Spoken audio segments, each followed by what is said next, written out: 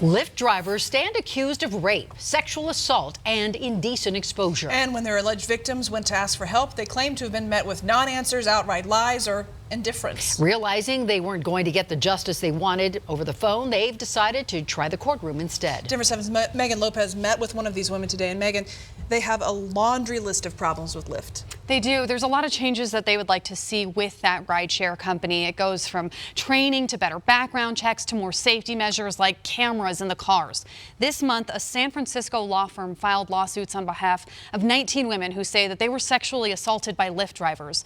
The lawyers say that they have 115 other women who have come forward, including 2 right here in Denver. I was out celebrating with some friends after a work meeting. It was supposed to be a fun night out for Leslie Stokes and her co-workers. The bar was closing. Leslie had a few drinks that night, so she decided to get a sober ride home with Lyft. I got in a car that was the same make and model as what I was looking for. Hopped in, driver said my name. A ride that was supposed to be safe. He ended up reaching his hand up my skirt within probably 2 or 3 blocks. Then the driver turned off the GPS. Luckily, we stopped at a stoplight, not seconds later, and I jumped out of the car. Leslie called police and filed a report. She also contacted Lyft, but was told, since I wasn't physically violated, that there was nothing they could do.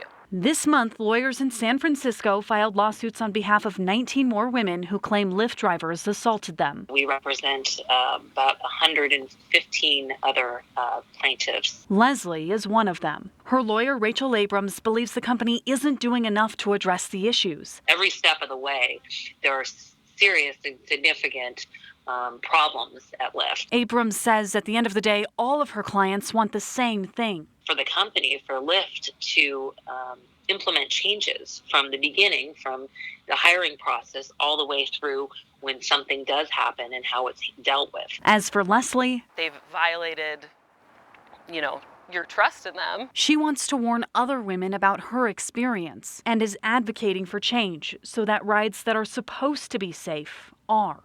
They need to do a better job. Lyft sent us a statement that reads in part, quote, what this woman describes as something no one should ever have to endure. Everyone deserves the ability to move about the world safely, yet women still face disproportionate risks. That statement goes on to say that Lyft has implemented 15 new features, but it admits that it's still not done with its work, and it's looking for new ways, guys, to keep riders and drivers safe.